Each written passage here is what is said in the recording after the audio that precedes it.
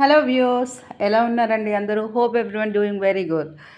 And అందరికీ ముందుగా దసరా నవరాత్రుల శుభాకాంక్షలు.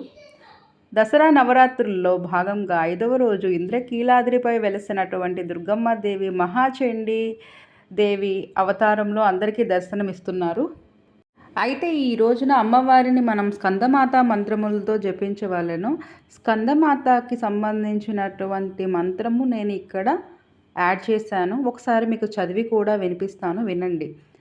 సింహాసన గథా నిత్యం పద్మాశ్రిత కరద్వయ శుభదాస్తు సదాదేవి స్కందమాత యశస్విని.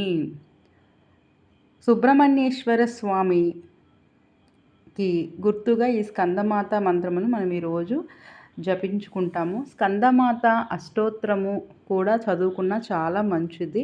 అలానే అమ్మవారికి ఈరోజు ఇష్టమైనటువంటి రంగు పసుపు, పుష్పములు చేమంతి, నైవేద్యం కట్టె పొంగలి, పానకము, వడపప్పు. అమ్మవారు ఉగ్ర రూపంలో ఉంటారు కాబట్టి అమ్మవారికి శాంతింప చేయడానికి ఖచ్చితంగా పానకము, వడపప్పు నైవేద్యం చేయడం ఆనవాయితీ, అలానే మంచిది. ఇప్పుడు మనము చండీ అమ్మవారి గురించి తెలుసుకుందాము. చండీ అలంకారంలో ఉన్న దుర్గమ్మను దర్శించుకుంటే కోరిన కోరికలు నెరవేరుతాయని భక్తుల ప్రగాఢ విశ్వాసము. మాతృదేవత అనుగ్రహంతో లక్ష్మీదేవి, పార్వతీదేవి, సరస్వతీదేవి కలిసి చండీ రూపాన్ని ధరించి రాక్షసులను సంహరించారు. త్రిశక్తి స్వరూపాన్ని అయిన మహాచండిని ప్రార్థిస్తే సర్వదేవతలను కొలిచినట్లే అని భక్తుల విశ్వాసము. సింహ వాహనముపై కొలువు తీరిన మహాచండీ రూపంలో అమ్మవారు భక్తులకు దర్శనమిస్తారు. శ్రీ మహాచండీ రూపంలో ఉన్న అమ్మవారిని ప్రార్థిస్తే విద్య, కీర్తి, సంపదలు లభించి శత్రువులు మిత్రువులుగా మారుతారన్న ప్రతీతి ఉంది. మరోవైపు వేరువేరు పుణ్యక్షేత్రాలలో ఈరోజు అమ్మవారిని స్కందమాతగా కూడా ఆరాధిస్తారు. ఈ అవతారంలో బాలకుమార స్వామిని ఒడిలో కూర్చోపెట్టుకొని ఉన్న అమ్మవారు దర్శనమిస్తుంది.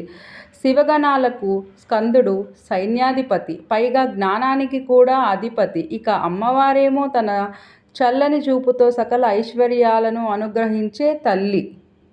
అందుకే ఈ స్కందమాతని పూజిస్తే అమ్మవారితో పాటు కుమారస్వామి ఆశీస్సులు కూడా లభిస్తాయని పండితులు చెబుతూ ఉంటారు. చూశారు కదా ఫ్రెండ్స్, త్రిశక్తి స్వరూపిణి అయిన ఈ మహాచండిని మనము పూజిస్తే చాలా మంచిది. సో తోచినంతలో శ్రద్ధతో, భక్తితో మీరందరూ పూజ చేసుకోండి. అలానే దగ్గరలో ఉన్న టెంపుల్స్ కూడా విజిట్ చేయండి. అంతా మంచిగా జరుగుతుంది. శుభం భూయాత్.